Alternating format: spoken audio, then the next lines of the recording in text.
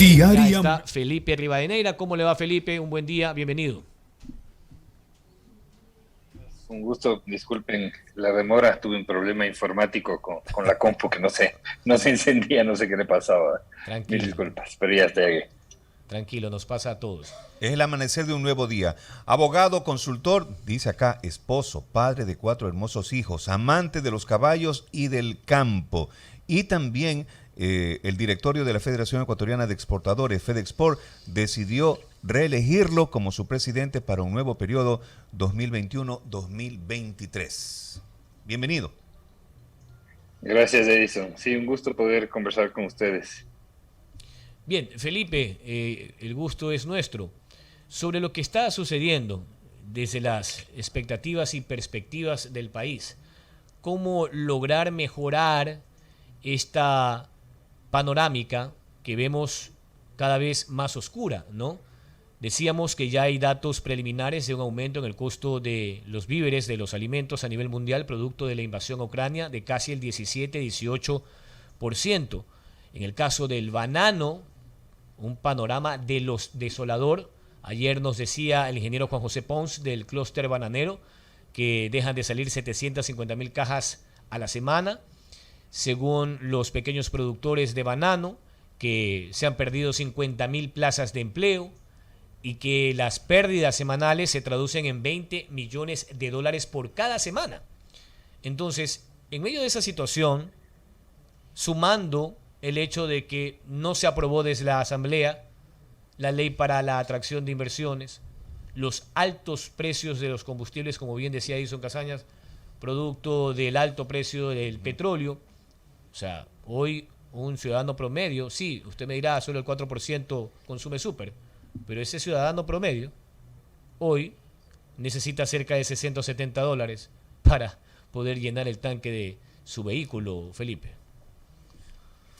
Sí, a ver, Jorge, la verdad que has hecho un análisis muy adecuado de la gravedad de la situación de lo que estamos pasando como país. A esto yo le añadiría un factor que hay que combatirlo urgentemente, que es la desesperanza. Yo creo que el Ecuador está cayendo en un momento complicado a raíz de los últimos hechos, en donde vemos que el sistema judicial del país está totalmente corrompido, el sistema político bloqueado, la seguridad es realmente alarmante lo que se vive, lo que se percibe, lo que se transmite inclusive por las redes sociales, ¿no? No sé si ustedes ayer vieron este hecho lamentable en la ciudad de Ibarra, fuera de un banco, donde se ve una imagen realmente dura de un niño llorándole a su padre, disparado por sustraerle dinero, ¿no? Es decir, y esto hay que sumarle lo que se vivió en Quito también, las puñaladas que recibió una persona, una mujer. Es decir, es algo que nos avalancha al día a día, ¿no? Y eso desde la parte, se podría decir, estructural, conceptual del contrato social. Si nos vamos a ver después en el lado de la parte económica, vemos también que luego de una circunstancia de haber atravesado una pandemia, después de haber estado tratando de acostumbrarnos a esta economía post pandemia y esta nueva normalidad, viene un conflicto bélico de escala internacional que nos vuelve a una circunstancia de una economía de guerra que no la habíamos vivido, así como tampoco vivimos la pandemia, no la habíamos vivido prácticamente nadie de los que estamos aquí, ¿no? Conversando y analizando este tema. Y si a eso le sumamos, como le decía, todo el tema de lo que viene de la economía post-pandemia, de este incremento inflacionario, de algo que ya lo veníamos advirtiendo nosotros, que era la guerra de precios, el incremento de los costos logísticos, ¿no es cierto? Para ver también, o sumado a esto, la disminución de la capacidad de consumo de los hogares, el escenario es muy perplejo, es muy complicado. Yo creo que es momento de hacer cambios profundos, cambios sustanciales, que de alguna manera, enfocándonos en lo que somos de alguna manera, o lo tratamos día a día en materia de comercio exterior, de hacer cambios que realmente sean, que den de alguna manera o giren de alguna manera el péndulo, ¿no? Por ejemplo, lo que usted acaba de decir del sector bananero. Yo creo que es momento de analizar muy claramente esa ley de banano, ¿no es cierto?, que limita, por ejemplo, la siembra de hectareajes en el país. Es decir, tuvimos un 2020 y un 2021 años récords en exportaciones agroalimenticias, a pesar de nuestras limitaciones, ¿no? Es decir, el Ecuador se autolimita, y esa es la verdad, nos autolimitamos en todo.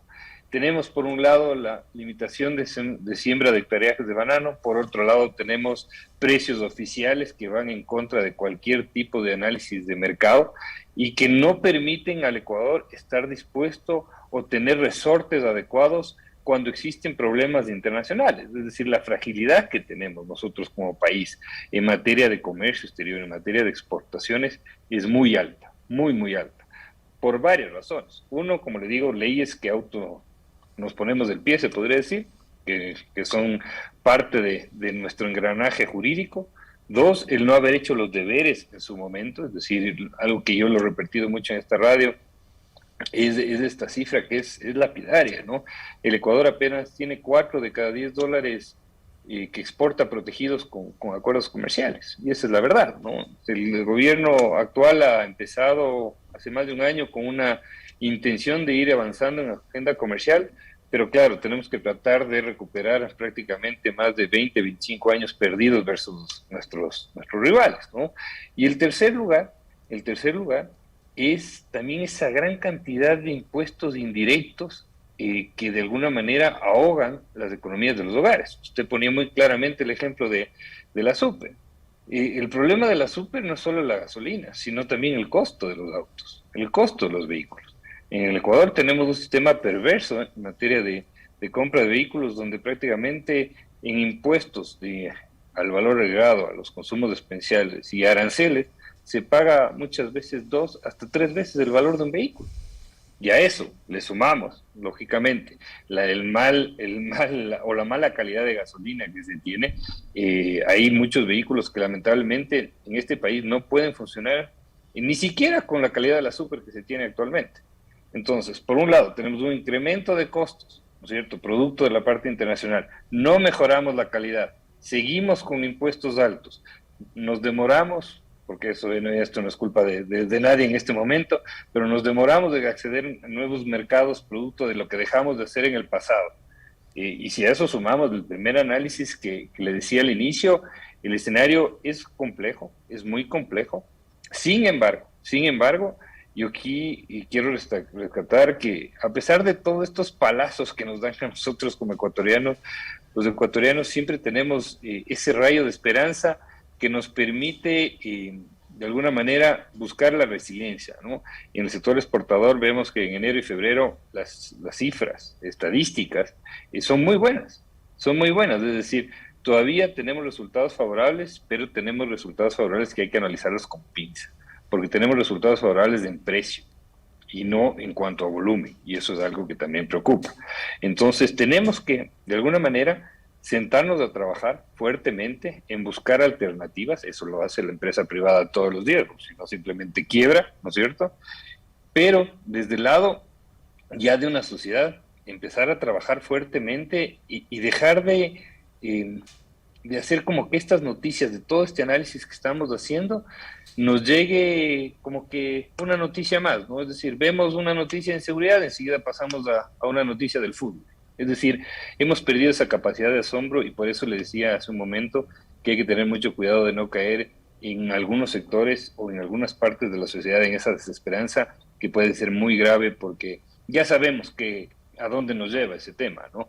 Ese tema nos lleva de repente a un populismo extremo, a que vean a estos falsos mesías populistas a querer ofrecer soluciones con varitas mágicas que no existen, porque lo que el Ecuador necesita es trabajo serio, compromisos serios a largo plazo y consensos, diálogos nacionales que de alguna manera nos permitan mejorar el país para unas futuras generaciones, ¿no? Porque si no ponemos a trabajar en ese sentido, los resultados siempre van a ser muy aislados, muy parcializados para uno u otro sector, pero a costa ¿de qué? De una paz social y de un crecimiento social sostenible.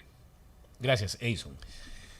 Ha pasado prácticamente 11 meses del gobierno del señor Guillermo Lasso. La vacunación, nos ponemos de pie, aplaudimos, pero también queremos ver ese detalle del empleo que nos ha prometido, supuestamente 2 millones en su administración, significan 500.000 en este primer año, pero más bien hay desempleo, ¿no? Claro, no es culpa el tema de Ucrania, el tema del banano, etcétera, pero qué aliciente es cuando escuchamos que una vez más los ecuatorianos que trabajan, viven en el exterior, las famosas remesas están de alguna manera parando la olla de la gran mayoría de las familias ecuatorianas. Y como que el ciudadano también se pone un poquito más exigente, ya quiere ver acción, no solamente palabras. Vemos al presidente que puede tener muy buenas intenciones, pero ahí tienen una piedra de obstáculo que es también la Asamblea Nacional.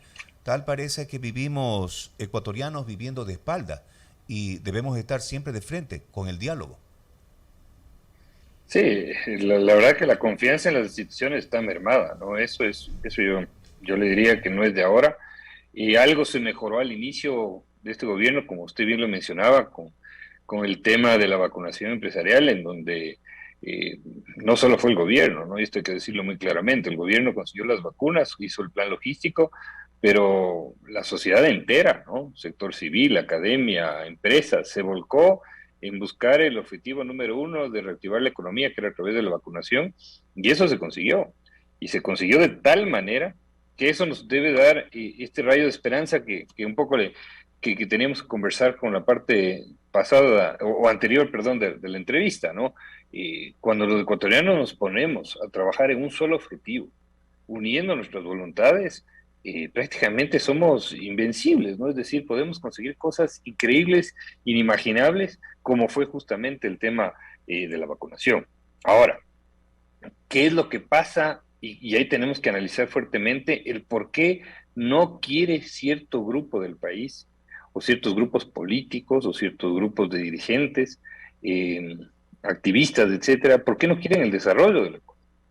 Ahí es donde tenemos que, creo que ponernos a hacer el análisis y el debate muy profundo. ¿Será la corrupción? ¿Será el narcotráfico? ¿Les gusta que haya pocas o pocos niveles de desarrollo y de inversión en el país justamente para seguir haciendo las suyas? Esa puede ser una respuesta, ¿no es cierto? Dos, nos falta visión. Eso creo que tal vez tenemos que analizarlo. Tenemos una visión miope como país en donde no sabemos a dónde queremos ir. Yo sigo insistiendo desde el campo de acción mío, siempre que el sector exportador no petrolero es una solución real y tangible para la economía, porque soy un convencido de eso y porque las cifras así lo demuestran, ¿no? Es decir, vemos claramente cómo pasamos del 2020 en los 15.000 millones de dólares al 2018 en perdón, del 2020 en 15 mil millones de dólares, al 2021 en 18 mil millones de dólares, y el 2022 fácilmente podemos llegar a los 20 mil millones de dólares, a pesar de la guerra en Ucrania. Entonces, estamos hablando que tenemos ahí una vía, ¿no es cierto?, interesante, inteligente, con círculo virtuoso, donde no genera problemas sociales, donde se genera calidad de empleo, pero tenemos que solucionar la parte medular del asunto, ¿no? Es decir, ¿por qué no existe la posibilidad de desarrollo? ¿Por qué sigue existiendo la mentira en este país y la demagogia? Usted bien decía, Jorge, al principio de la ley de inversiones. La ley de inversiones, por ejemplo, se confundió de alguna forma efectiva, lamentablemente, lo que era una alianza público-privada, lo que era una concesión. No hay nada más falso y nada más alejado de la verdad. Pero en este país nos encanta, ¿no es cierto?, a estos grupos, sobre todo estos grupos que no les interesa el desarrollo, porque les gusta seguir pescando río revuelto y seguir lucrando del caos y de la falta de crecimiento sostenible del país, generar este tipo de mentiras y demagogia, ¿no? Y lamentablemente con las redes sociales esas demagogias, esas mentiras se creen y se difunden de tal manera que no nos permite el desarrollo. Entonces, aquí insisto, creo que tenemos una responsabilidad enorme, los ecuatorianos de bien, los ecuatorianos que queremos del país, los ecuatorianos que queremos dejar un mejor país para nuestros hijos, de seguir trabajando y de seguir hablando conceptos claros, reales, con data, con estadística, con soluciones de que pueden generar una visión de país mejor del que tenemos anteriormente.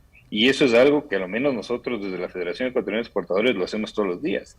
Fíjese usted lo que nos costó el acuerdo con la Unión Europea. pero fuimos insistentes en el tema y los resultados nos han dado la razón. Tenemos más de 30.000 nuevos empleos, tenemos más de 500 millones de dólares en exportaciones, gracias a que se firmó el acuerdo con la Unión Europea. Lo mismo estamos haciendo, insistiendo en el acuerdo con los Estados Unidos. Lamentablemente la agenda de los Estados Unidos no nos favorece en estos momentos, pero no por eso vamos a dejar de decir lo que es correcto.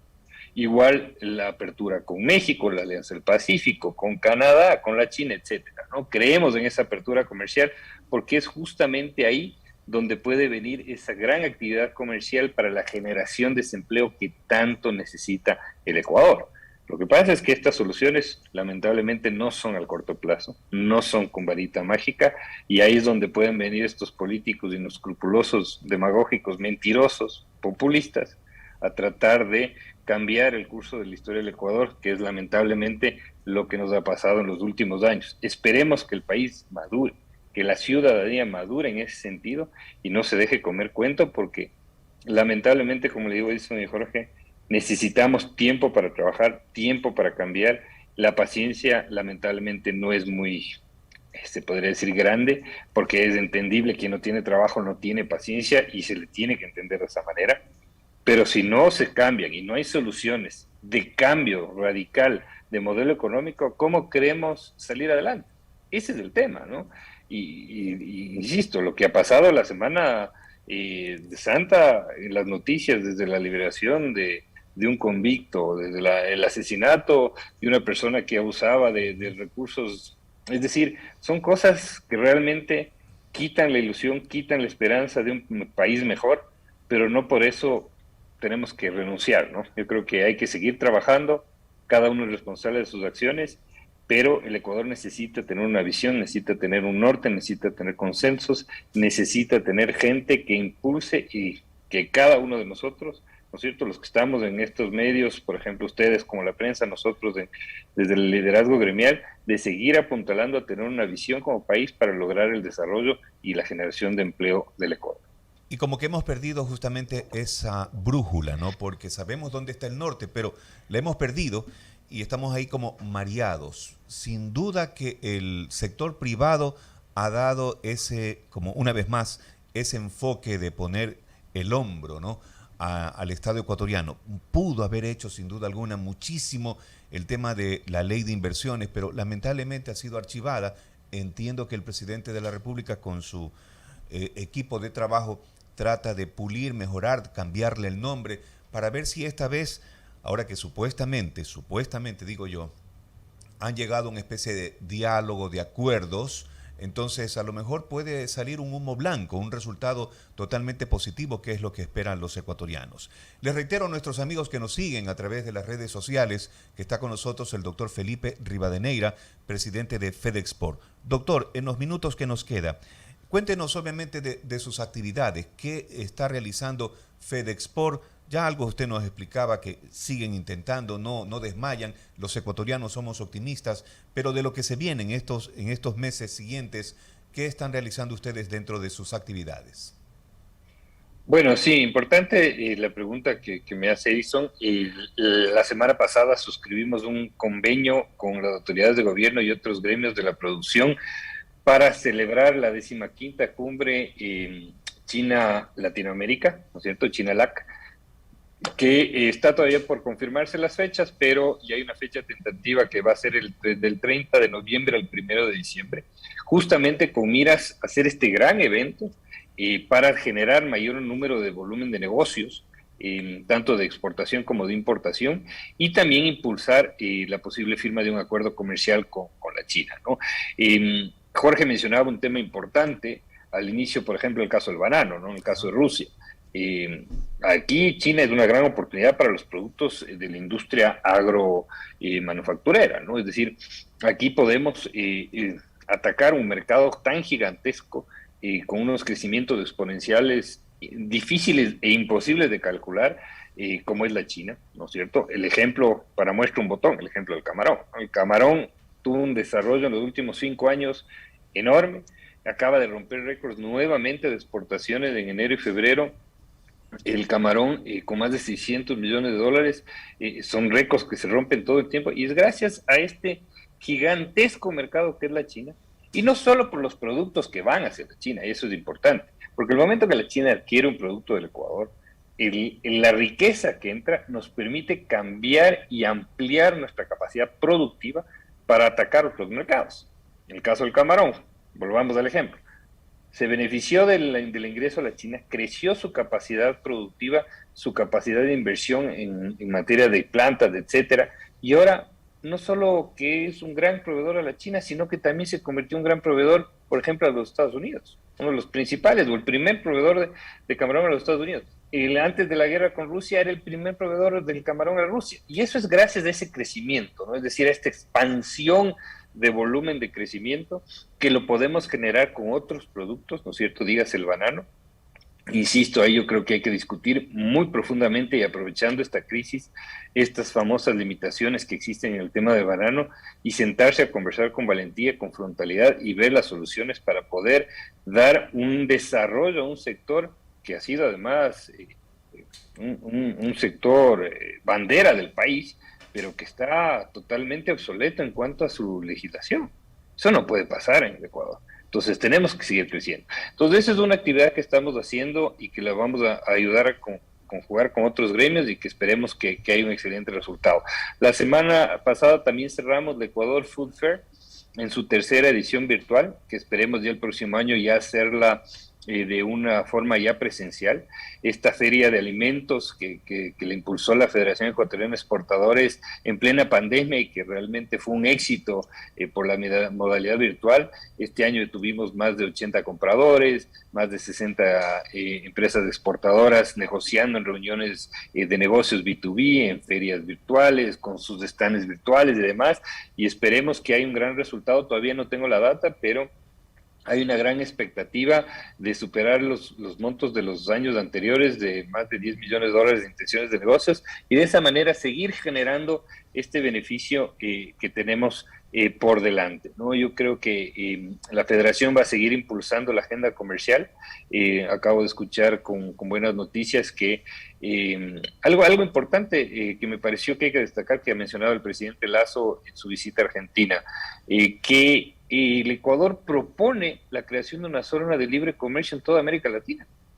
Eso me parece algo espectacular. Acuérdense que en el ALCA, allá lejanos, 2005, cuando el difunto dictador Chávez se bajó toda esa idea de una zona de libre comercio en América Latina, desde ahí no se ha vuelto a hablar de un tema tan importante que puede ser beneficioso para toda la región de Latinoamérica. Qué bueno, y le felicito al presidente Lasso por haber mencionado eso.